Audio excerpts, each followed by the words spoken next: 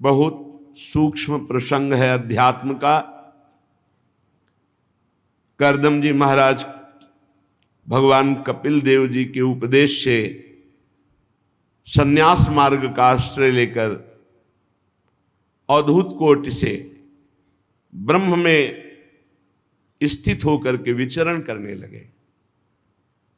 एक दिन देखा बहुत शांत मुद्रा में भगवान कपिल देव जी विराजमान हैं।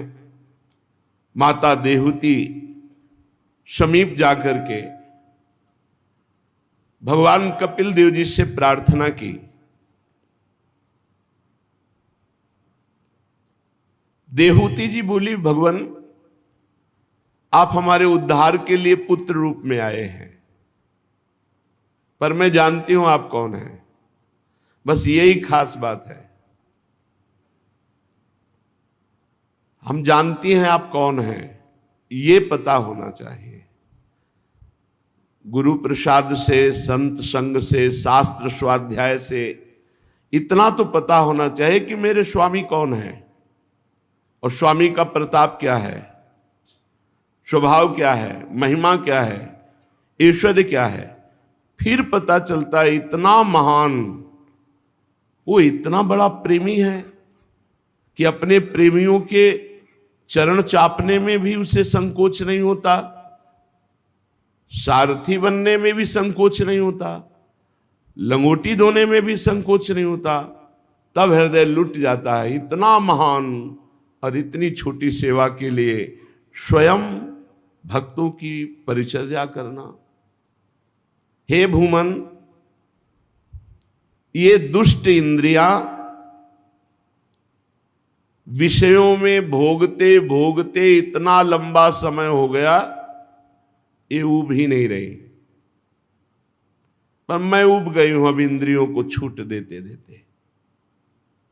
देख लो, भगवान की माताजी बनने का सौभाग्य मिला और महान योगी करदम जी की अर्धांगिनी और महान भगवत स्वरूप मनु जी की पुत्री, और इनको जो वैभव भोग मिला वो देवराज इंद्र के पास भी नहीं है, क्योंकि ये योग शक्ति के द्वारा प्राप्त भोगों को भोगा। कह रहे मैं ऊब गई, पर ये इंद्रियां दुष्ट कभी नहीं उबती। ये अनुभव लीजिए।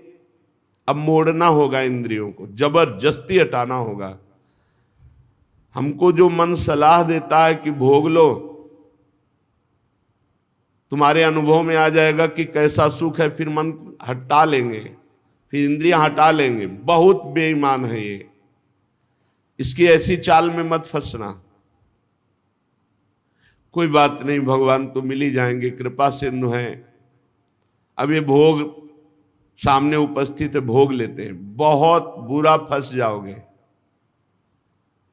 विषय चुगा जिन चुगय मन, चुगत कछुक सुख होए, फिर फांसी ऐसी लगे तेषम दुख ना हो।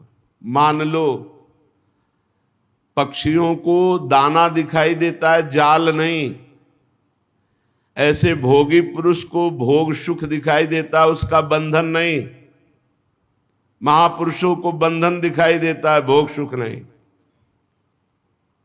इंद्रियों को चाहे जितना भोग दे दो, पूरे जीवन भर ये कभी तृप्त नहीं हो सकती, ऐसी दुष्ट हैं ये। ज्यों का त्यों वैसे नवीन उत्साह रखती भोग भोगने के लिए।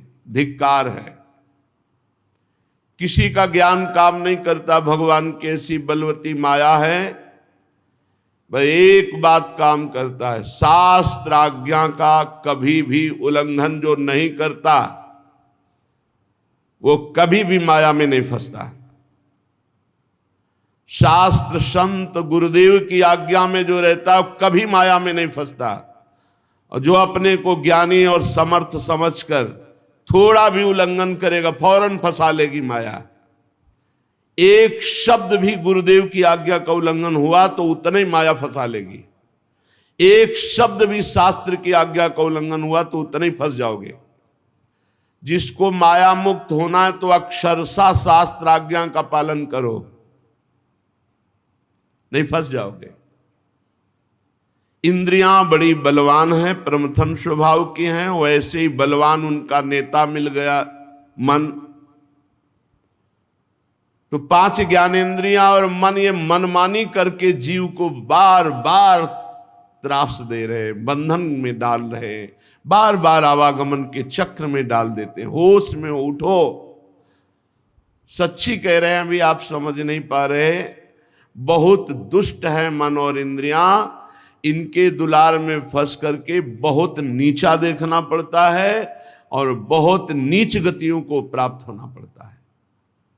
एक जेलर आए थे, बड़ी जेल के, वो कह रहे थे हमारे जेल में बहुत से ऐसे कैदी जो चिल्ला चिल्ला के रोते हैं कि हमसे मन और इंद्रियों ने ऐसा पाप करा लिया, मैं कभी नहीं करूंगा अगर एक बार मुझे छोड़ दिया जाए।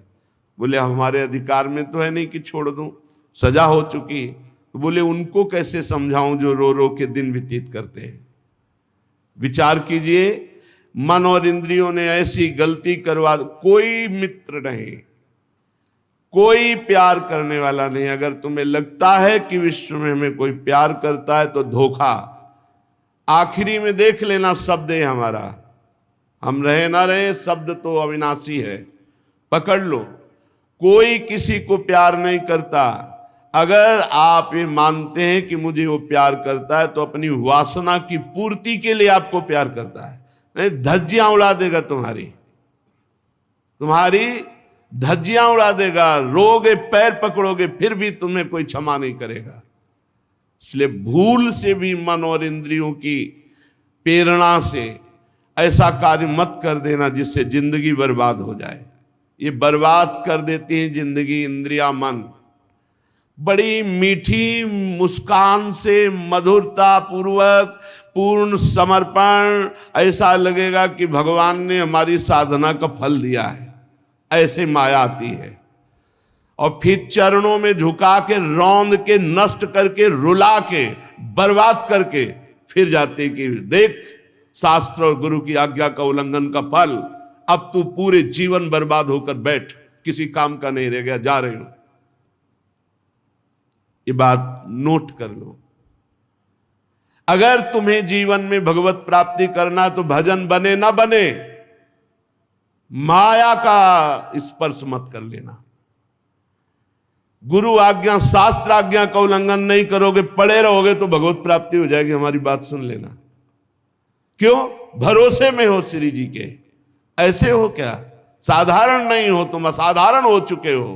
तुम भगवत संबंध से युक्त हो, तुम्हारा संबंध ब्रह्म संबंध हो चुका है। संबंध से तुम्हें भगवत प्राप्ति हो जाएगी, पर पड़े रहो इधर उधर मन और इंद्रियों की। हाथ उठा के कहता हूं, मन और इंद्रियों की बात में मत लगना। ये इतनी नीच राक्षसी है, ये ऐसे फंसा देंगे कि आहा भी नहीं बोल पाओगे किसी से, उत्तर भी नहीं दे पाओगे किसी को, ऐसे नीच हैं। तो हे भगवान, मैं ऊब गई हूं, देहूति जी कह रहे हैं।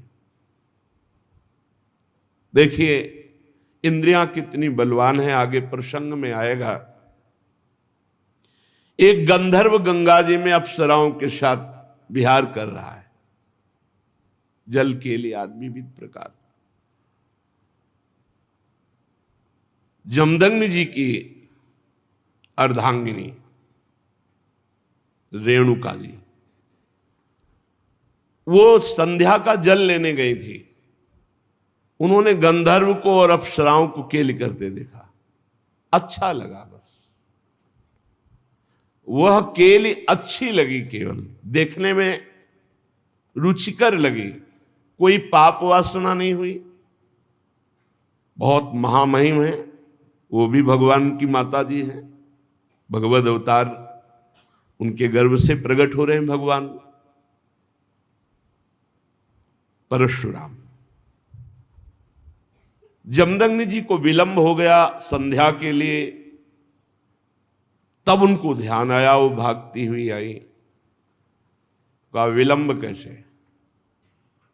ग्रीवा झुका दी, ध्यानस्थ हुए, ध्यान में देखा, अरे ब्रह्म ऋषि की अर्धांगिनी और गंधर्वों की केली तुम्हें अच्छी लगी देखने में? और पुत्र बैठे थे, बोले काट दो गला इनका। पुत्रों की हिम्मत नहीं हुई। मां है।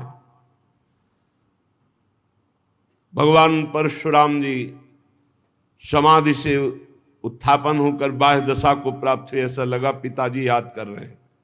तुरंत उपस्थित हुए महान पितृभक्त, ग्रीवा झुकाई, पिताश्री उनका माता का गला उतार दो। एक सेकंड नहीं लगा, भाइयों को मारो, एक सेकंड नहीं लगा, काट दिया। तुम्हारी सेवा से हम बहुत प्रसन्न हुए, वरदान मांगो, मेरी माँ और मेरे भाई वैसे ही जीवित हो जाएं जैसे थे, और उनको स्वप्नाभास भी ना हो, उनको स्मृति ही ना रहे कि मैंने काटा है। बहुत प्रसन्न हो कहा, तथास्तु, ऐसा ही हो। हम यहां जो माता देहूती जी भगवान की मां है, कपिल भगवान की, वो जो कह रहे हैं उस बात को समझो। ये दुष्ट इंद्रियां कभी भी विषयों से तृप्त नहीं हो सकती। मैं बहुत ऊब गई हूं, ये बात स्वीकार करना होगा। बहुत ही भयावह ये जगत है, बहुत ही दुष्ट स्वभाव का हमारा मन और इंद्रियां है। अगर हमारा भजन छूटा, शास्त्र और गुरु आज्ञा के विपरीत चले, तो ऐसी जगह फंसा देंगी कि रोते रहोगे, रोते रहोगे, कोई रास्ता नहीं। और फिर ये दुष्ट हमारे ही संग रहेंगी, ये मन इंद्रियां रहेंगी हमारे संग ही, बार बार पश्चाताप करेंगे लेकिन फंसा देंगी। फिर फांसी ऐसी परे तेषम दुख न कोई। जब बड़े बड़े महापुरुषों की इंद्रियों को माया खींच सकती है, तो हम तो साधारण जीव हैं, हमको बहुत सावधान रहना है। ऐसी जलन हृदय में तुम्हारे रात दिन रहेगी और शांत करके तुम्हें नरक भेज देगी। बहुत सावधान। प्रभु, ये इंद्रियां मांग रखती रहती हो, मैं इनको पूरा करने में लगती, पूरा जीवन व्यतीत हो गया, मैं अज्ञान अंधकार में पड़ गई हूं। ये अपने लिए नहीं कह रहे, क्योंकि उनका अज्ञान अंधकार क्या, स्वयं ज्ञान के भास्कर भगवान कपिल देव जी पुत्र रूप में आए, वो तो मुक्त ही हैं जिनके गर्भ से भगवान आए। वो हमारे लिए कह रहे, इन इंद्रियों की नई नई मांगे और उनके पूर्ण करने में हमारा पूरा जीवन बर्बाद हो गया। कभी जितेंद्रियता का अभिमान भी न करे। अगर बढ़िया साधन पूरे जीवन से चल रहा है तो अभिमान भी मत करना। संतों से सुना जाता है शास्त्र, इसीलिए कि शास्त्र तो है ही और साथ में उनका अनुभव होता है। इसलिए प्रथम सुने भागवत भक्त मुख भगवत वाणी। गीता और भागवत सुनने का आदेश भक्त के मुख से कह रहे हैं, क्योंकि स्वयं का अनुभव होता है। भगवान की माया अगर अहंकार कर लिया तो मुंह भरा गिरोगे। डरते रहो और प्रार्थना करते रहो कि हे हरि गुरु, कभी मेरे हृदय में अहंकार ना आवे, कभी वचन से भी ना निकल जाए कि मैं जितेंद्री हूं, मैं प्रतिग्रह रहित हूं, मैं कभी विषय सेवन नहीं, कभी ना निकल जाए, नहीं हाहाकार मच जाएगा जीवन में। ये भी लिख लो, दिमाग में बैठा लो, हाहाकार मच जाएगा, निकलना मुश्किल हो जाएगा, त्राहिमाम बोल पड़ोगे। ऐसी भगवान की प्रचंड माया है। प्रभु, मेरी तो जन्म परंपरा समाप्त हो चुकी है। क्यों? क्योंकि आप पुत्र रूप में मुझे प्राप्त हो गए हैं। इस अज्ञान अंधकार से पार लगाने के लिए ज्ञान रूपी नेत्र आप मुझे प्राप्त हो गए। मुझे अपनी अब चिंता नहीं, मेरा तो काम हो गया, आप मिल गए ना। यही तो है, यही तो है पूरे जीवन का लाभ की भगवान मिल जाए। तस्य त्वं तमसोन्धस्य दुष्पारस्याद्य पारगम सचक्षुर्जन्मनामन्ते लब्धम में त्वदनुग्रहात्। आपके अनुग्रह से मैं तो पार हो चुकी, क्योंकि अज्ञान अंधकार से पार करने के लिए आप ज्ञान रूपी चक्षु मुझे प्राप्त हो गए पुत्र रूप में। स्वामिन, ये देह बहुत नरक है, बहुत नीच है। यदि भजन और भगवत साधना न बनी तो सबसे बड़ा नरक ये है। ये कष्ट वो कष्ट, ये चाह वो चाह, ये नरक। अगर इससे सत्कर्म बना, परोपकार बना, सदाचरण बने, भगवद आराधना बनी तो धन्य है मानव जीवन। और अगर गंदे आचरण, गंदे विचार और गंदगी शरीर तो नरक नहीं और क्या है। इसको महान माने हुए हम बैठे हैं। यदि ये भगवत सन्मुख है, भगवत आचरण हो रहे, परहित हो रहा, तो धन्य है। धन्य धन्य धन्य तेई जे इनके उपासी। जो प्रिया प्रीतम के उपासी वही धन्य, जो प्रभु के उपासी वही धन्य मनुष्य जीवन। नहीं तो नरक समझो, नरक। त्राहिमाम शरणागत रक्षक भगवान सबकी बुद्धि को शुद्ध करे, अपनी तरफ आकर्षित करे। नहीं तो प्रचंड माया, मरने जा रहे हैं, वृद्ध हैं, फिर भी वासना का अंत नहीं। क्यों? जीवन में भजन नहीं किया। गंदी से गंदी घृणित बातें दिमाग में, घृणित वही आचरण, घृणित वही विषय। प्रभु ये देह, इसमें जो अहंकार हो गया है कि मैं हूं,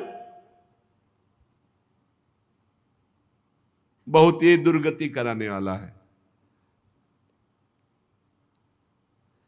और ये नष्ट होता केवल भगवान की कृपा से। प्रभु ये जो अहंकार हो गया है कि देह मैं हूं, मैं पुरुष हूं, मैं स्त्री हूं, मैं, ये आपकी माया से हुआ है। और केवल आपसे ही दूर होगा। त्वया, आपके द्वारा। यो ग्रहो हम ममेति ते तस्मिन योजितस्त्वया। ये जो हो गया है कि मैं स्त्री हूं, मैं पुरुष हूं, इस शरीर में मैं भाव हो गया है, ये आपकी माया के द्वारा कराया हुआ है। और आपसे ही हटेगा, सिर्फ आपसे हटेगा। मामेव ये प्रपद्यन्ते माया में ताम तरन्ति ते। बहुत आराम से समझना है। हम फंसे हैं, इन्हीं के फंसाए। खुल के बोल रहे हैं। सुन लो प्रभु वृंदावनाधीश्वर, सुनाई दे रहा होगा, माइक से कह रहे हैं आप। इन्हीं के फंसाए फंसे हैं और इन्हीं के छुड़ाए छुड़ेगा। हम चाहे हाथ पैर जितना मान ले। गोस्वामी जी कह रहे मेरे बनाए ना बनेगी कोटि कल्प लो, आपके बनाए बनेगी पल पाव में। बहुत गुरु हैं, बहुत गुरु हैं। इन्हीं को पकड़ो। दूसरे के पास रिंच नहीं है। जिस बोल्ट से बंध गए हो उसकी रिंच ब्रह्मा के पास भी नहीं। रिंच है उन्हीं के पास, खुलोगे उन्हीं से। जिसने बांधा वही छोड़ेगा। किसने बांधा? बोले यो यो अवग्रहो हम ममेति ते तस्मिन योजितस्त्वया त्वमर्हसि। आपने ही अपनी माया से मुझे बांधा और आप ही अपनी भक्ति और कृपा से मुझे छोड़ोगे। माता देहूती जी कह रहे। बढ़िया बात है। बहुत सुलझ के अगर हम ये सुनेंगे तो बहुत आनंद आ जाएगा। बंधे हम कहां हैं? आपकी माया से। मम माया दुरत्या, आप भी कह रहे हैं। खोलेगा कौन? तो देहूती जी कह रहे त्वया, आप ही खोलोगे। जिसने बांधा है वही मुक्त करेगा। तो हमें क्या करना है? जिसने बांधा है उसकी शरण में हो जाओ। मामे ये प्रपद्यन्ते माया में ताम तरन्ति ते। उन्हीं की माया ने बांधा है, वही मुझे माया मुक्त करेंगे। तो भगवान की शरण में हो जाए। प्रभु ये संसार वृक्ष काटने के लिए ज्ञान रूपी कुठार आप मुझे प्राप्त हुए हैं। मैं प्रकृति और पुरुष का ज्ञान प्राप्त करने की इच्छा से आपकी शरण में हूं। आप भागवत धर्म जानने वालों में सबसे श्रेष्ठ हैं। मैं आपको प्रणाम करती हूं। श्री मैत्रेय जी विदुर जी से कह रहे हैं कि इस प्रकार जब माता देहूती ने अपनी अभिलाषा प्रकट की, जो लोकों को परम पावन करने वाले मोक्ष मार्ग में अनुराग उत्पन्न करती है।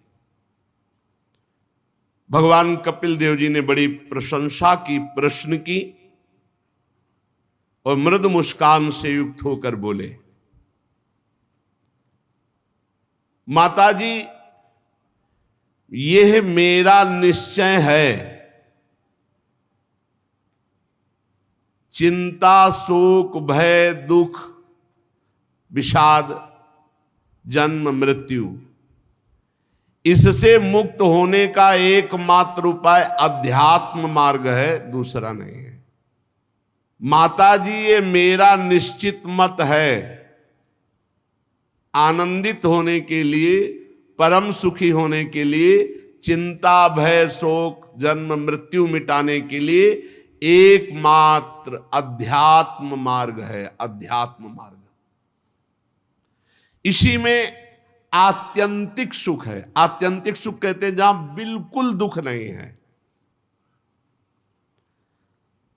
जहां ये लौकिक न दुख है न सुख है, अखंड आनंद। हे मां, सब अंगों से संपन्न उस योग का मैंने पहले नारद आदि ऋषियों के सामने वर्णन किया। अब आपने इच्छा प्रकट की है तो मैं आपको सुना रहा हूं।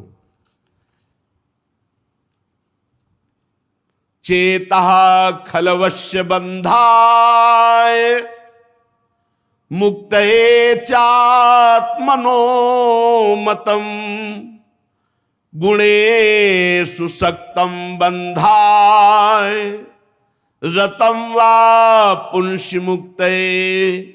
माताजी, जीव के बंधन का कारण क्या है? मन। और मोक्ष का कारण क्या है?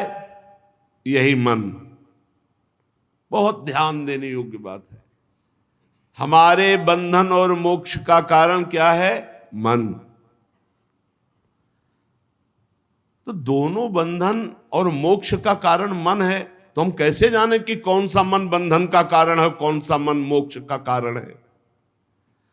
तो जो भगवान को भूल करके विषयों का चिंतन करता है वह मन बंधन का कारण है, और जो विषयों से बैरागी होकर भगवान का चिंतन करता है वह मन मोक्ष का कारण है। खुली बात। जिसका मन भगवान का चिंतन करता है वो मुक्त है। जो भगवान से विमुख होकर संसार का चिंतन करता है वो बंधा हुआ मन है। माताजी, अहम ममाभिमानोत्थैः काम लोभादिभिर्मलैः वीतम यदा मनः शुद्ध मदुःख मसुखम समम तदा पुरुष आत्मानं केवलम प्रकृते परम निरंतरम स्वयं ज्योतिर्मानमखंडितम।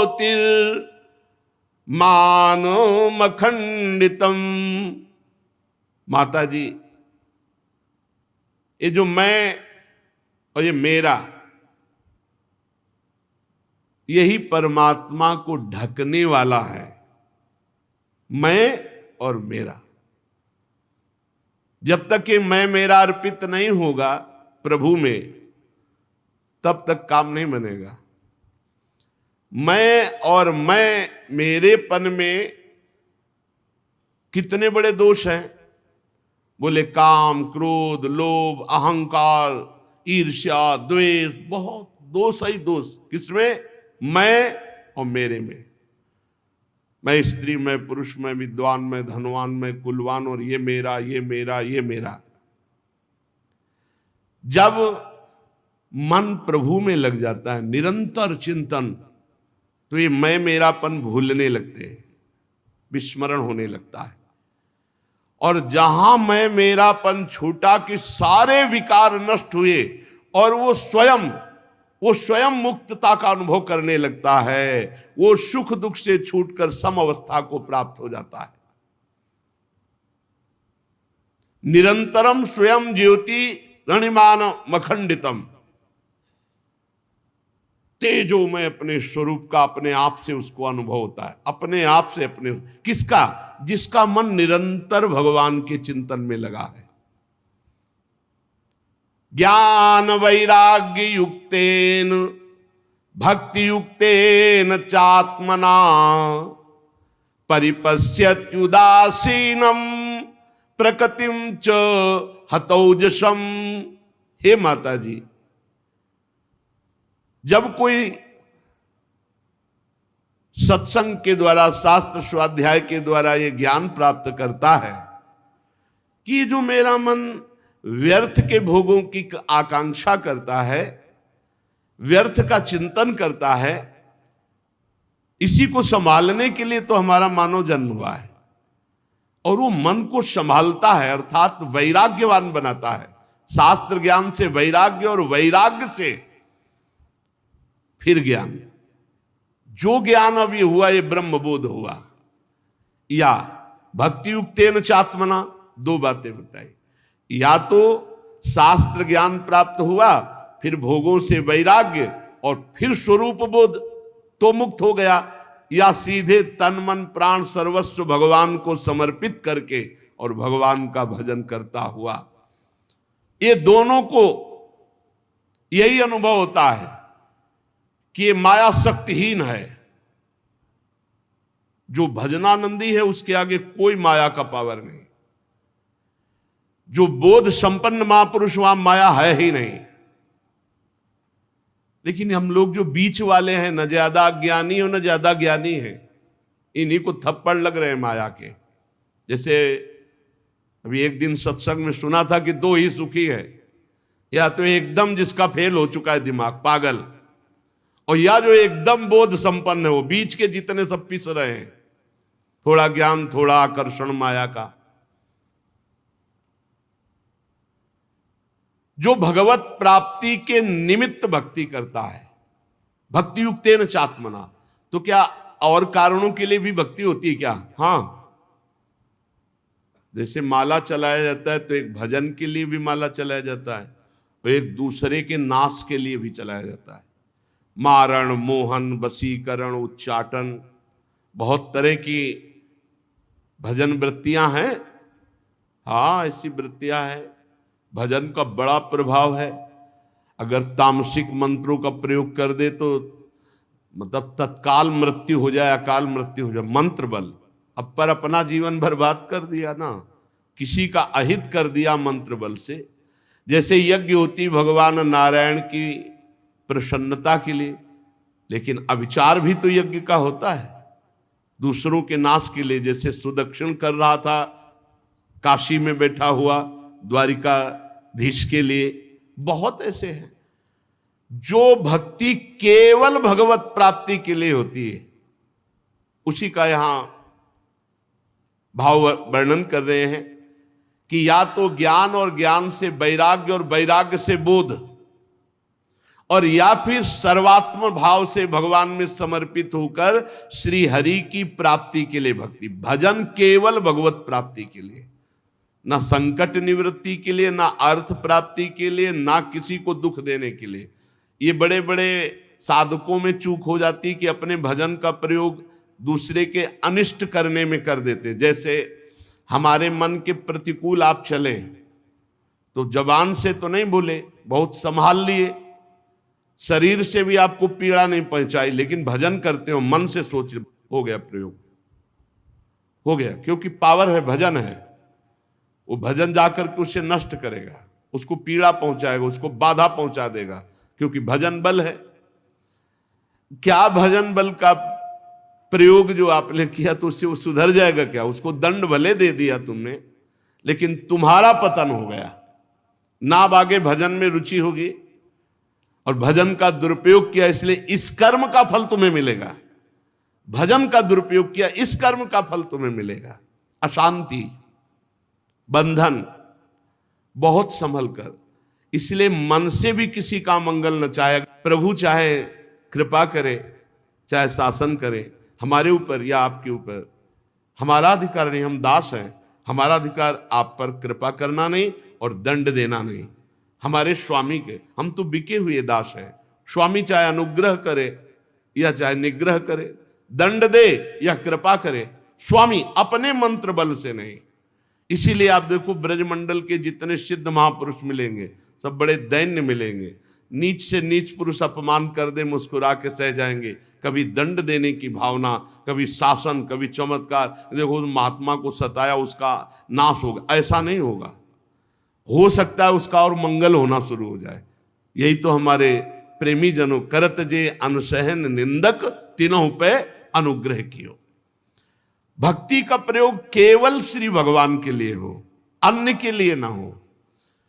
कई बार ऐसा होता है, कोई घबराहट से कोई संकट की परिस्थिति आती है तो लगता है भगवान जो हमने आज पाठ किया वो आपको समर्पित है। देखो अज्ञान, और अभी तक का समर्पित नहीं था क्या, और इससे वो संकट दूर हो जाए। आप नहीं समझते, ऐसा ना करो। हम आपके हैं, बस इसके ब्याज में सब संकट निवृत्ति होगी, इसी के ब्याज में आपकी व्यवस्था होगी, मूल तो भगवत प्राप्ति होगी। ये बात समझिए आप। हे प्रभु, मन वचन कर्म से परिवार सहित समाज सहित हम आपके हैं, जितना हमें सेवा मिली। अब इस समर्पण के ब्याज से या तो आपका पालन पोषण होगा, संकटों की निवृत्ति होगी, और मूल होगी भगवत प्राप्ति। और अगर आप ये छोटे मोटे साधनों को लक्ष्य करके बोलेंगे कि आज चतुरासी जी का पाठ किया, वो आपको समर्पित करते हैं, अमुक कार्य हो जाए, तो कार्य की तुलना के अनुसार जब आपका जप पाठ होगा तो हो तो जाएगा, पर वो भगवत प्राप्ति वाली बात नहीं रह गई। सकामता इसलिए बहुत सावधानी पूर्वक त्याग करनी है। जब हमारे अंदर कोई काम ना आवे तो तत्काल सोचना है कि हमारी जिम्मेवारी तो भगवान की है। योगक्षेमम वहाम्यम, तो मेरा साधन कहाँ हुआ? ये जो साधन है तो प्रभु के लिए, मैं तो बिका हुआ दास हूं, मेरा तो कुछ नहीं, मेरे तो सिर्फ प्रभु है। बढ़िया उत्तम भक्ति जागृत हो जाएगी। पर हमें लगता है कि कहीं ना कहीं हमसे ऐसी चूक होती रहती है। अनुग्रह और निग्रह ये दोनों भक्त के अंदर नहीं होते। कृपा करना या दंड देना ये नहीं होता, ये स्वामी के ऊपर होता है। वो स्वामी की तरफ देखता है। चाहे हमें कृपा करो दंड दो, या जो हमारे साथ प्रतिकूल व्यवहार कर रहा है उस पर कृपा करो या दंड दो, स्वामी के ऊपर की बात। हम तो बिके हुए दास हैं। ऐसे भक्ति बढ़ती है। अगर अपने स्वयं निर्णय करने लगे, अनुग्रह और निग्रह, कृपा और दंड देने लगे, तो दासत्व भाव नहीं रहा, आपकी भक्ति में फर्क पड़ गया। और ज्ञानी तो ऐसा कर ही नहीं सकता, क्योंकि उस सबको अपनी आत्मा मानता है। तो वो कैसे किसी पर कृपा या दंड का? करुणा और मैत्री ये नहीं, कृपा और दंड देना ये ज्ञानी में नहीं, क्योंकि द्वैत है ही नहीं। और भक्त में इसलिए नहीं कि वो बिका हुआ है भगवान के, दोनों में ये बात नहीं होती। तब उसके सामने मंगलमय मार्ग प्रकाशित होता है भगवत प्राप्ति का। विवेकी जन, बहुत ध्यान देने, बहुत अमृतमय प्रसंग है।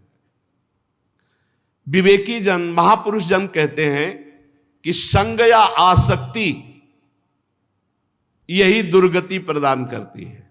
संग या आसक्ति ये आत्मा का अच्छेद्य बंधन है।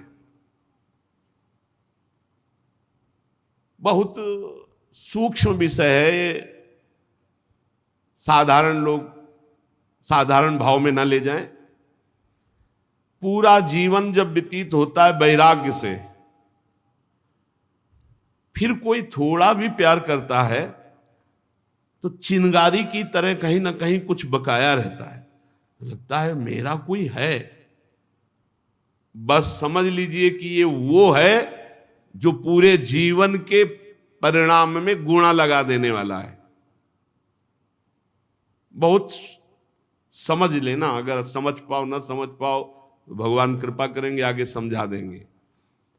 जैसे चक्रवर्ती सम्राट ऋषभदेव भगवान के पुत्र, पुत्र पुत्रियां, राजरानी, वैभव, सुख, भोग सब छोड़ा भगवान के लिए। बहुत काल तक गंडकी नदी के किनारे भजन किया। थोड़ा हिरन के बच्चे में, और वो कोमल कोमल सींगों से ऐसे खुजलाता ना, तो जैसे राजकुमार गोद में हो, ऐसे हिरन के बच्चे को लेकर छाती से लगाते और वत्स तेरा मंगल हो। मतलब छुपा हुआ राग पुत्र पुत्री और परिवार का पूरा हिरन पे आ गया, और अगला जन्म हिरन का हो गया। पूरे जीवन में हमारे प्रिय शब्द केवल भगवान के लिए रहे। जीवन में मैं और मेरा ना आने पावे। मैं ना, मेरा ना, मैं नहीं मेरा नहीं, ये दो शब्द रहे। बहुत कठिन है, मैं नहीं और मेरा नहीं, ये बस आराम से समझना है, यही हमारा बंधन है। लेकिन यही जब संग या आसक्ति संत महापुरुषों के प्रति हो जाती तो मोक्ष का खुला द्वार हो जाता है। आसक्ति संत महापुरुषों से, मेरे प्राण, मेरे जीवन धन, मेरे सर्वस्व, जैसे एक कामी पुरुष कामिनी में आसक्त, ऐसे गुरुदेव में आसक्त, ऐसे संत में आसक्त। यहां भगवान कपिल देव जी कह रहे हैं, प्रसंग मजरम पास्मात्मनः कवयो विदुः शैव साधु सुकृतो मोक्ष द्वारम अपावृतम। ये संग या आसक्ति यही बंधन का कारण है, और यही संग या आसक्ति जब संत महात्मा से हो जाती है तो मोक्ष का खुला हुआ द्वार। लेकिन हमने देखा संत से आसक्ति नहीं होती, संत से अपनी वासना पूर्ति की आसक्ति होती है। संत से आसक्ति यहां जो कही जा रही उसको ऐसा ना मान लिया जाए जैसे कि भाई संत से प्यार कर रहे हो या संत से सुख लेने की वृत्ति से प्यार कर रहे हो। वैभव, आशीर्वाद, वासना की पूर्ति, संत से प्यार मतलब उनकी आज्ञा पर चलना, मतलब उनके हुक्म पे प्राण त्याग देना, बहुत बड़ी बात है। संत महात्मा में आसक्ति हो जाना, आसक्ति हो जाना बहुत बड़ी बात है। कभी भी किसी भी शरीर विपरीत आकर्षण पर एकांत में संभाषण, मिलना जुलना, बातचीत बिल्कुल नहीं। हमारी बात मान लेना, नहीं जिंदगी में पछताओगे। संतों से उनके अनुभव सुने जाते हैं। यह आसक्ति केवल संत महापुरुषों से। अब बहुत बड़ी बात कह दी कपिल भगवान ने कि सीधा मोक्ष द्वार है, अगर संतों से आसक्ति हो गई तो मुक्त हो गए। अब वो संत कैसे हो जिनसे आसक्ति भगवत प्राप्ति करा देगी, तो आगे वर्णन कर रहे हैं। तितिक्षवः कारुणिकाः सुहृदः सर्वदेहिनां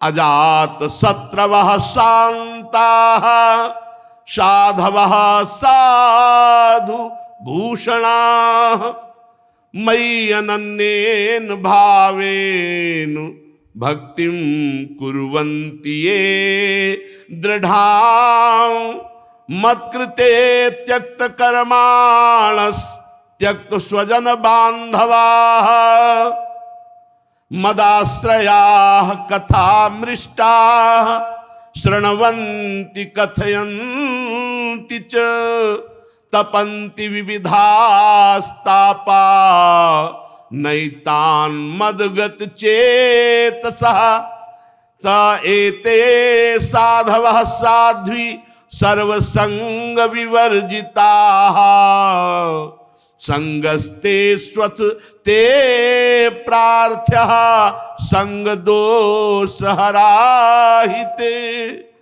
शतां प्रसंगान् मम वीर्य संविदो भवन्ति हृत्कर्ण रसायनाः कथाः तज्जोषणादास्वपवर्गवर्त्मनि श्रद्धा रतिर्भक्ति रनुक्रमिष्यति।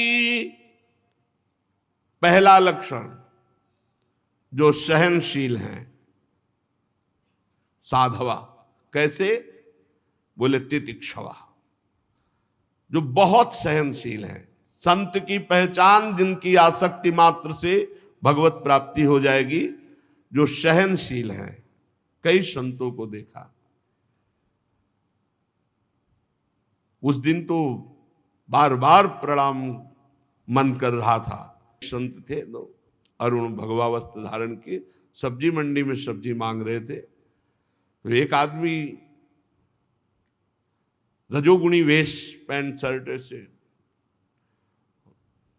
थप्पड़ मारा सामने से उनके गाल में। वो 60-65 वर्ष के दो महात्मा एक साथ, झोली टांगी हुई थी, सब्जी मौन ऐसे झोली ऐसे फैला दी, कोई एक परवल डाल दिया, कोई एक आलू डाल दी, कोई ऐसे हाथ जोड़ दिए। अलग अलग भाव के लोग थे। वो उतरा गाड़ी से, कुछ नहीं बोले तो उसको और जिद चढ़ गई, लात मारा उसने सामने से पीछे से दोनों महात्माओं के, लेकिन उन्होंने मुड़कर नहीं देखा। हम बार बार उनकी इस वृत्ति को देख के हृदय शीतल होता, प्रणाम करते रहे कि आप जैसे महात्माओं से ये जगत पावन होता है। ये गुप्त रूप से विचरण करने वाले अवधूत शिरोमणियों, आपके चरणों से तीर्थी कुर्वन्ति तीर्थानि। आप जैसे महात्मा जब तीर्थों का स्पर्श करते हैं तो उनमें तीर्थत्व आ जाता है। सबसे पहली पहचान साधु की तितिक्षवा, सहनशील। बहुत कठिन है सहनशीलता। उपदेश कर लेना, सुन लेना सरल है, लेकिन जब कोई अपमान करता है उस समय सहना। अपमान तो इतना भी, भरी बाजार में थप्पड़ मार रहे हो, महात्मा हेर भी नहीं रहे। क्या स्थिति है। मतलब एक बार तो बनता है ना कि एक दो लात थप्पड़ के बाद देखना कि ये भाई क्या है, क्या है, देव या ना देव, मतलब आप मार क्यों रहे हो। इतना तो प्रार्थना। वो बोले भी नहीं, देखे भी नहीं, और क्रिया भी नहीं बंद की। अगली दुकान में फिर जाके वैसे झोली फैला दी। प्रणाम है ऐसे महापुरुषों को जो तितिक्षवा, बड़े सहन। प्रकृति सर्दी गर्मी बरसाते और मनुष्य के द्वारा दी हुई प्रतिकूलता। दूसरा कारुणिकाहा, बड़े दयालु स्वभाव के। इसी का दुरुपयोग होता है। कभी कभी संतों की दया का दुरुपयोग लोग करते हैं। इसीलिए उड़िया बाबा ने कहा है, दया बिना साधु कसाई, और दया करी तो आफत आई। पक्का, एक बार करें सैकड़ों बार का अनुभव है। अब दया न करे तो साधु कैसा। श्री चैतन्य महाप्रभु ने श्री सनातन जी को जो उपदेश किया, उसमें कहा, जीवे दया नामे रुचि वैष्णव सेवा। इसके अलावा और कोई उच्च कोटि का साधन नहीं। वैष्णव सेवा हो और जीवों पर दया हो और खूब नाम जप हो रहा, इससे बड़ा कोई साधन है ही नहीं। पक्का पक्का। दया बिना साधु कसाई, दया नहीं तो साधु को कसाई क्या। और दया करी तो आफत आई। बहुत बचा के दया का खेल खेलना है। दया के खेल में ही जन्म के जन्म व्यतीत हो गए। जन्म के जन्म यही दया, और दया नहीं तो साधु कैसा। कारुणिकाहा, दया तो करनी है पर दया संभाल के करनी है। जैसे पानी में डूबे हुए आदमी को निकालने के लिए भावावेश में कूद मत जाना, नहीं तो कई मर गए।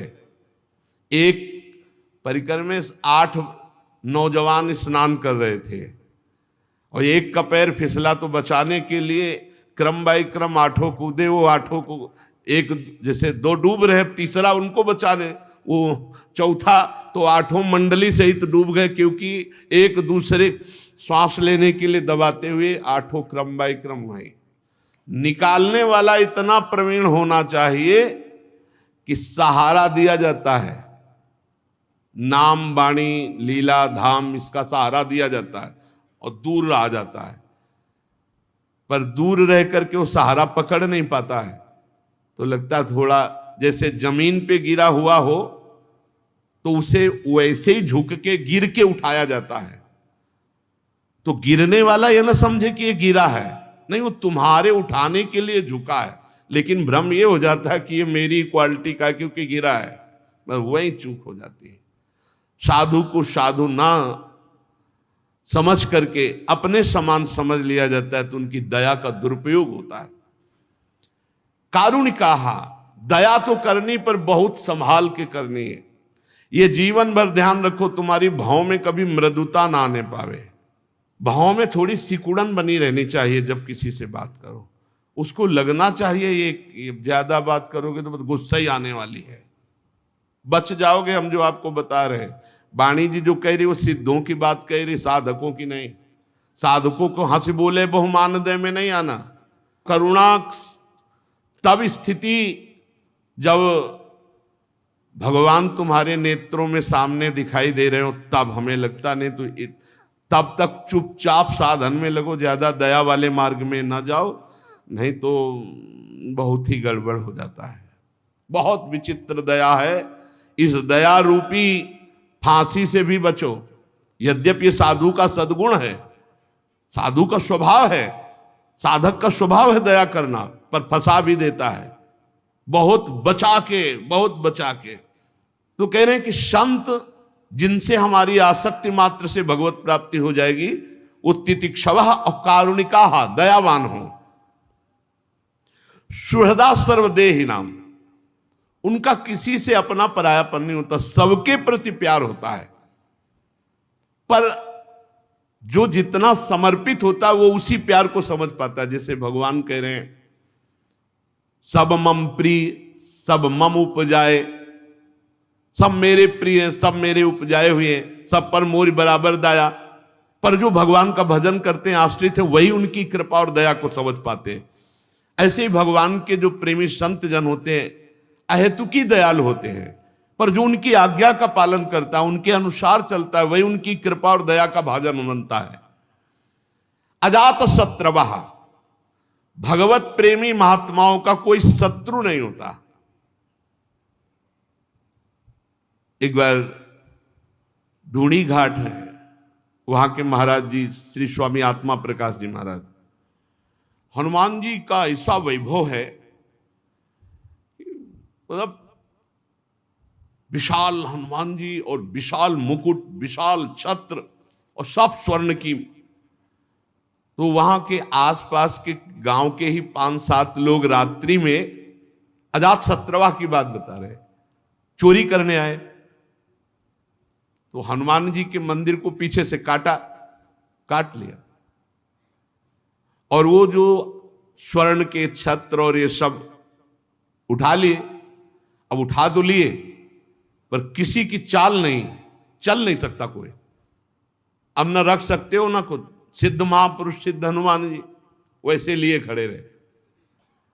रात्रि के 2 बजे गंगा स्नान करने श्री स्वामी आत्मा प्रकाश जी, वहां किसी का प्रवेश नहीं। तो एक बार गंगा जी की प्रणाम करके फिर हनुमान जी तो देखा उधर कुछ, तो शंका हुई, वहां वैसे गए, लगोटी लगाए, देखा, अरे भाई छोड़ दे, सब छोड़ दे, भाग जा, हनुमान जी का अपराध बन। उन लोगों ने बहुत पीटा, स्वामी जी को बहुत पीटा, मतलब वो अपनी जान में मार ही डाले से। स्वामी जी जो गए से सब रख दिए, पर स्वामी जी को पीटा। अब जब सुबह हुआ, जो नित्य सेवा, वो जब देखा ऐसा सब बड़े बड़े अधिकारी कानपुर के, स्वामी जी आप बता भर दीजिए, थोड़ा सा बता दीजिए। और स्वामी जी को पूरा पता था। स्वामी जी ने कहा हमें कोई पता नहीं किसने मुझे मारा है, सब कर्मों का भोग है, शरीर का कोई कर्म होगा उसी, बहुत और कृष्ण शरीर तपस्वी।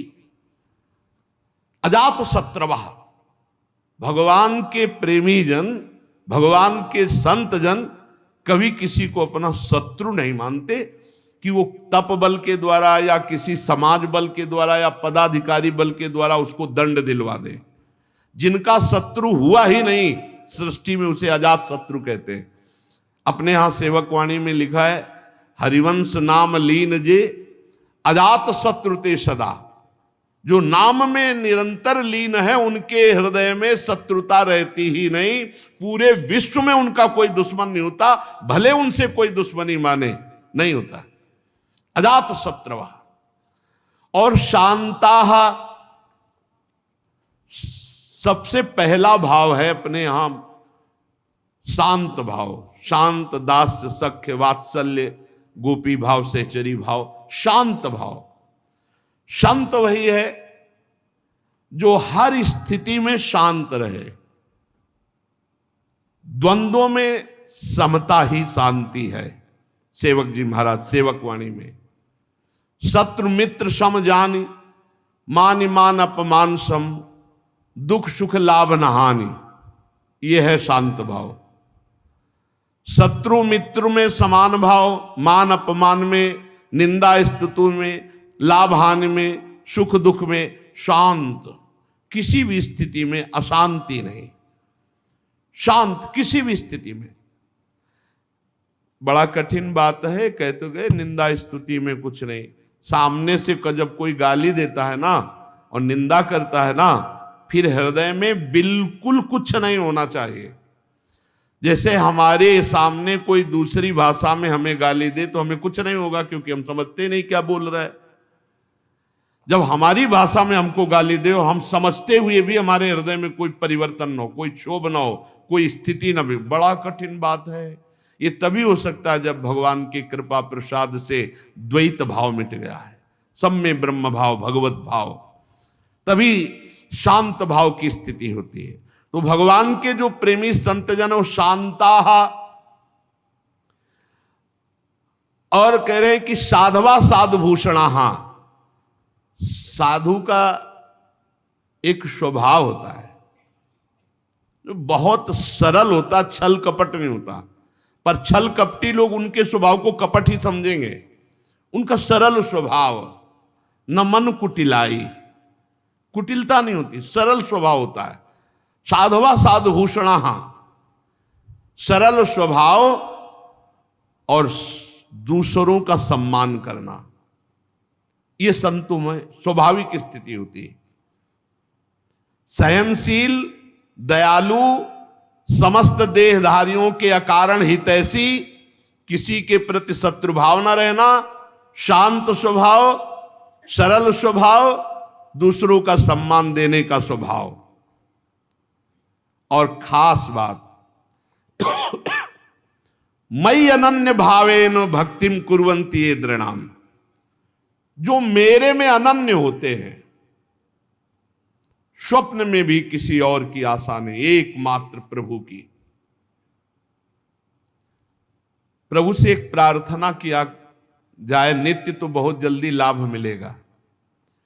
हे प्रभु, मन वचन कर्म से मैं आपका सेवक हूं, अब मेरे मन और इंद्रियां आपके विपरीत जा रहे हैं, तो नाथ आप हमें ऐसी सामर्थ्य दो कि मेरा मन मेरी इंद्रियां आपकी तरफ जाएं, आपके सिवा किसी की तरफ ना जाएं। प्रभु शरणागत रक्षक हो, आप हमारी रक्षा करो, हमारी इंद्रियां हमारे मन गलत मार्ग में जा रहे हैं। नाथ कहीं अविश्वास ना पैदा हो जाए, इनके द्वारा रचे हुए षड्यंत्र में कहीं मैं फंस न जाऊं। प्रभु कृपा करो। रोज 1-2 मिनट तो प्रार्थना करनी ही चाहिए। संत जन जिनके शरणागति मात्र से, संग मात्र से भगवत प्राप्ति, बोले मयि अनन्य भावेन भक्तिम कुर्वन्ति ये दृणाम, मेरे में अनन्य भाव, अन्य कोई मंत्र, अन्य कोई तपस्या, कोई बल, कोई योग, कुछ नहीं। बड़े प्रलोभन आते हैं जीवन में, ये मंत्र सीख लो ऐसा हो जाएगा, ये मंत्र सीख लो ऐसा हो जाएगा, बड़े प्रलोभन। एक अयोध्या से संत भगवान आए हुए थे, बड़े चमत्कारी। अरे महाराज, केवड़ा की तीर्थ, पूरी समाज को केवड़ा की सुगंध, क्या क्या मतलब चमत्कार उनके। वो कह रहे थे एक छोटा सा मंत्र हम आपको बता दें, उससे जो चाहो जैसे चाहो ऐसे। नहीं, हमें जो गुरु जी ने दिया है बस उसके सिवा नहीं। ये सीधी बात, राधा राधा राधा राधा राधा प्यारी जो मैं आपकी शरण में, इससे बड़ा कोई मार्ग नहीं है। इधर उधर मत फंस जाना कि थोड़ा सा ये जप लेते हैं तो इससे ये लाभ मिलेगा, थोड़ा सा ये जप लेते हैं, ये प्रारंभिक साधक की होती है। लेकिन जहां पहुंचने की बात है वह मयि अनन्येन भावेन, रसना कटो जो अन रटो, निरखियन फुटो नयन, श्रवण फुटो जो अन सुनो, श्री राधा जस राधा राधा कहे और श्री जी का उच्छिष्ट पावे और नाम धाम का आश्रय लेकर पड़ा रहे, भगवत प्राप्ति हो जाएगी। कैसे भगवत प्रेमी संत जन हैं? बोले मई अनन्येन भावेन भक्तिम कुर्वन्ति ये दृढ़ाम। वो सुदृढ़ अनन्य भाव से मेरे में प्रेम करते हैं।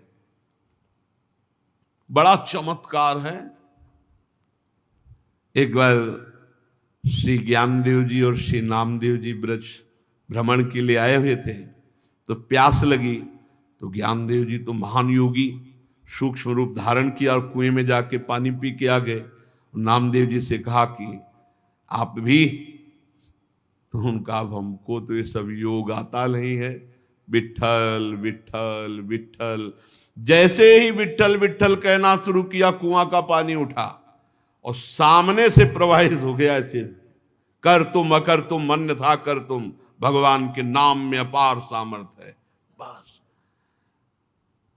अगर अनन्य भाव से प्रेम में डूबना है तो अन्य कोई मंत्र तंत्र अंत्र, कोई अन्य आश्रय, अन्य बल बिल्कुल नहीं, बिल्कुल नहीं। भरोसो एक, आस एक, विश्वास एक।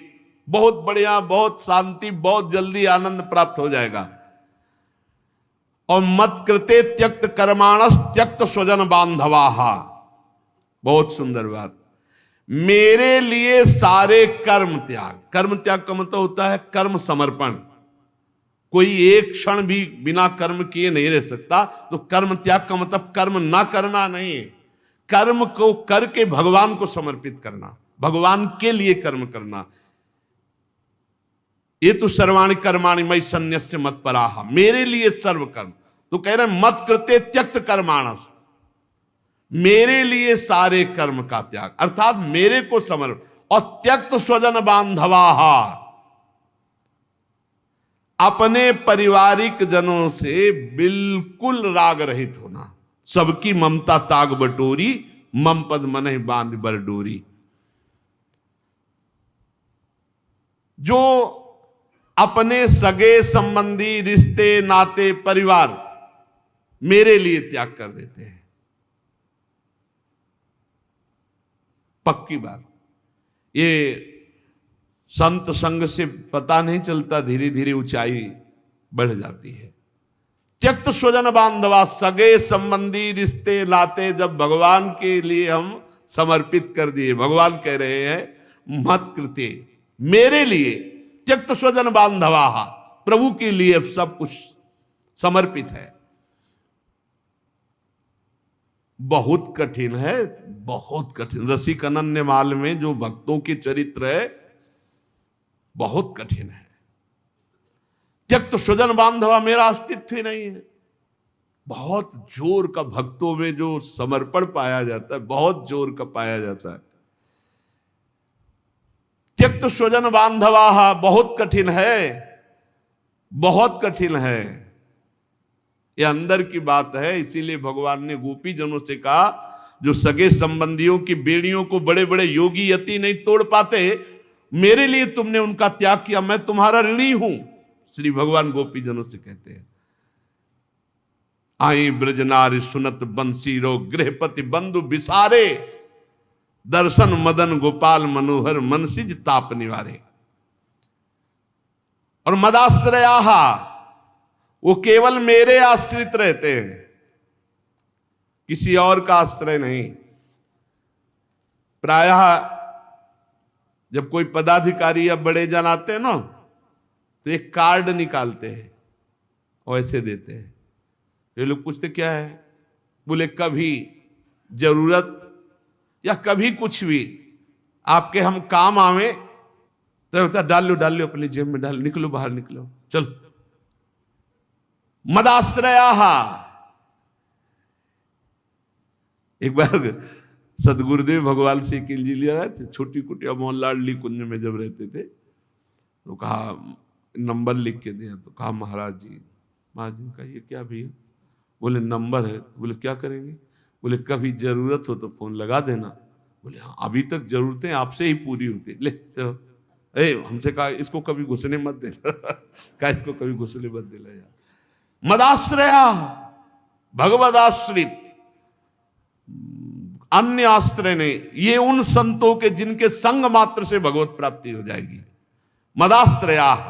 और फिर आगे, कथामृष्टाहा, आहा, मेरी पवित्र मीठी कथाओं को, अमृतमयी कथाओं को सुनते, तो कथा अमृतम तत् जीवनम, हृदय में ऐसी मिठास की और सुनता रहूं भगवत चर्चा।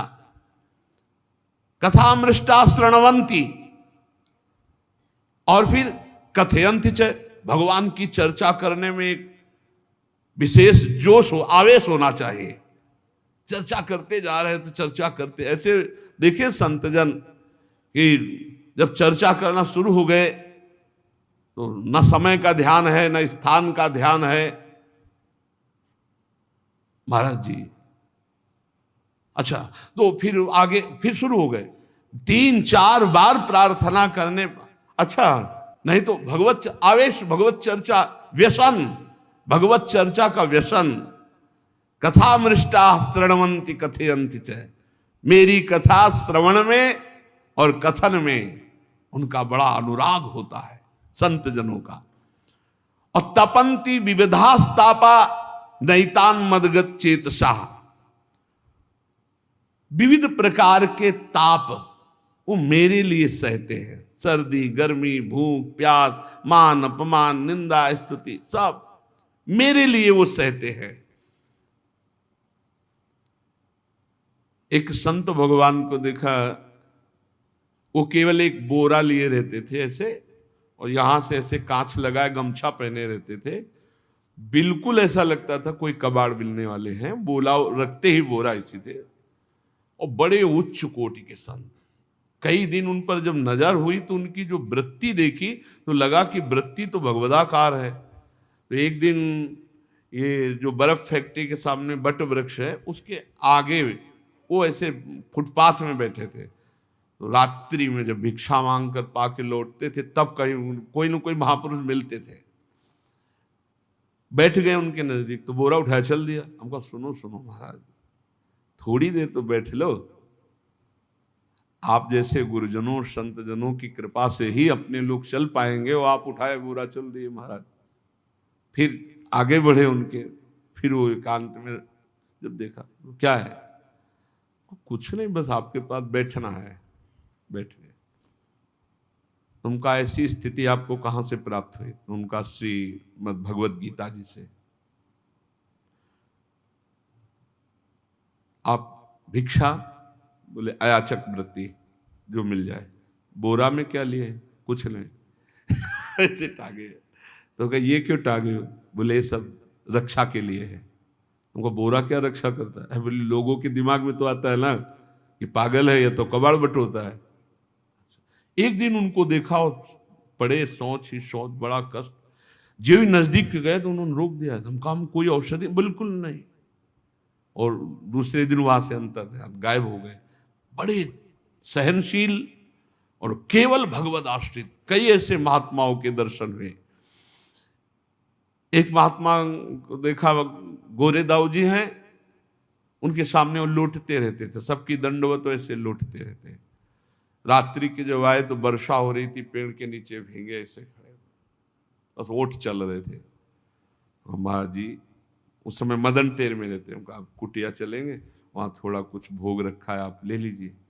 आ गए। उनसे पूछा आपको ऐसी स्थिति कैसे प्राप्त हुई? ये बहुत अंदर जिज्ञासा रहती थी कि हमारा ऐसा अनुमान है कि आपका निरंतर नाम चलता है, आप देह भाव से अतीत, सर्दी और वर्षा हो रही है और आप ऐसे पेड़ के नीचे खड़े रहते हैं, आप किसी, तो आपको ऐसी स्थिति। तो उनका एक नाम बताया, उनका इस नाम के निरंतर जपने से मुझे ऐसी स्थिति। तो उनका आप सबको प्रणाम करते हैं, थक नहीं जाते?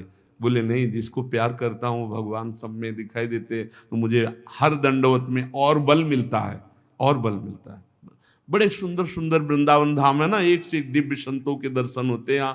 जब भगवान मिलाते हैं वैसे ही भगवान आपके पास से निकल जाएंगे, आप जानोगे नहीं कौन किस कोटि का है, महापुरुष है। भक्त मेरे संसार के तरह तरह के ताप कष्ट मेरे लिए सहते हैं, मेरे लिए सहते हैं।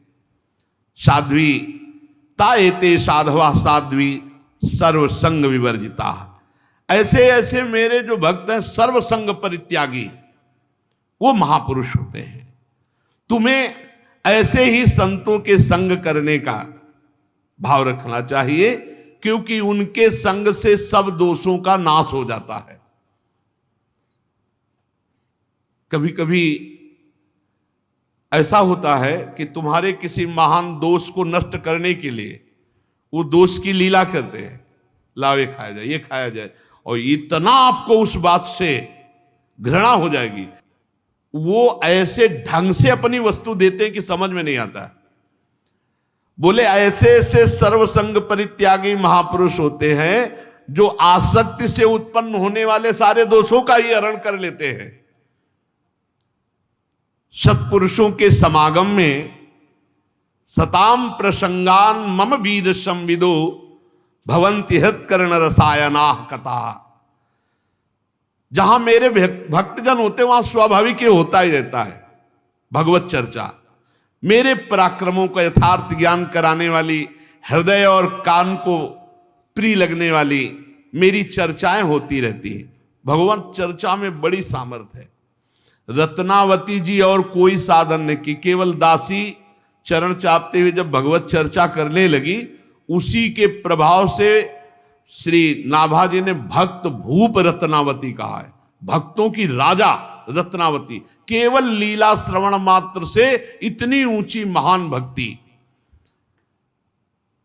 जो मेरी लीला कथाओं को सुनते रहते हैं उन्हें मोक्ष मार्ग में श्रद्धा, मेरे में प्रेम और मेरी भक्ति का उनके हृदय में विकास, जो मेरी सृष्टि आदि लीलाओं का चिंतन करने से लौकिक पारलौकिक सुखों में वैराग्य हो जाता है।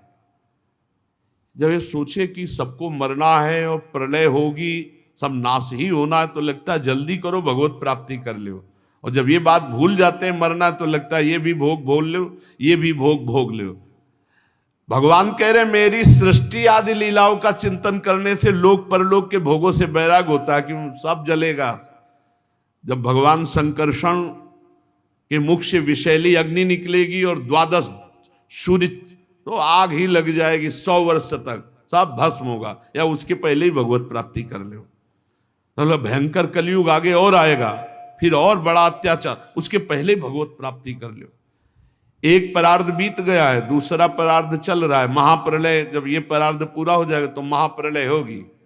ये उसके पहले इसी जन्म में भगवत प्राप्ति कर लो, नाम जप लो, भगवान के आश्रित हो जाओ। भगवान की भक्ति बड़ी सरलता पूर्वक भगवत प्राप्ति करा देती है।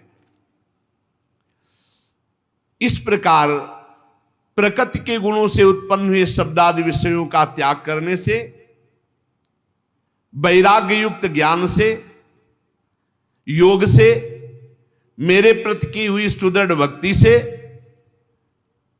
और मुझे सर्वस्व समर्पण करने से मेरी प्राप्ति हो जाती है। भगवान ने कई साधन बताए, वैराग्य युक्त ज्ञान से, या अष्टांग योग से, या विषयों के त्याग से, या मेरे प्रति सुदृढ़ भक्ति, क्या सर्वस्व अर्पित कर दो। हे नाथ मैं आपका, वो संभाल लेंगे, लहर लहर हरि आप संभालें, हरि आप ही उतारे तेरा भार, उदासी मन काहे को करे, तेरा राम जी करेंगे बेड़ा पार। पक्का विश्वास कर लो, भगवान के भरोसे हो जाओ, सब संभाल लेंगे। अपने तो कह रहे हैं, हम बार बार कह रहे हैं, अपने कुछ कर सकते हैं तो बिगाड़ कर सकते हैं और कुछ नहीं कर सकते। हम तो अपनी बात कहते हैं, आप अपनी जानो। अगर हमको कहा जाए कि तुम क्या कर सकते हो, तो हम बिगाड़ कर सकते हैं। स्वामी हरदास जी भी महाराज कह रहे हैं, मोह सोना बिगाड़न को तो सोना संवारन को। संवार सकते हो तो प्रभु आप संभाल सकते हो, और कहो तुम करो तो तोड़ फोड़ जरूर कर सकते हैं। आपके विधान में तोड़ फोड़ कर सकते हैं, हम तो उपद्रव कर सकते हैं, संभाल आप सकते हो। अब संभालना पक्की बात है, उपद्रव हमारी तरफ से होगा और संभाल आपकी। तो सो ना संवारन को, मोसो ना बिगाड़न को, तोई मोई पड़ी होर, कौन धो जीते कौन दो हारे, पर बदी न तोड़ हमारी आपकी चल रही। आप संवारते संवारते हार गए और मैं बिगाड़ते बिगाड़ते जीत गया, बस इसी में जीत है। हे नाथ मैं जैसा हूं आपका हूं, ये भाव, और निरंतर नाम जपने का अभ्यास, और इसी जन्म में हमें भगवत प्राप्ति हो जाए, ऐसी थोड़ी लालसा, तो भगवान की कृपा से, भगवत प्रेमी महात्माओं के संग से ये जन्म हमारा सार्थक हो जाएगा। शेष चर्चा आगे। श्री राधा वल्लभ लाल की।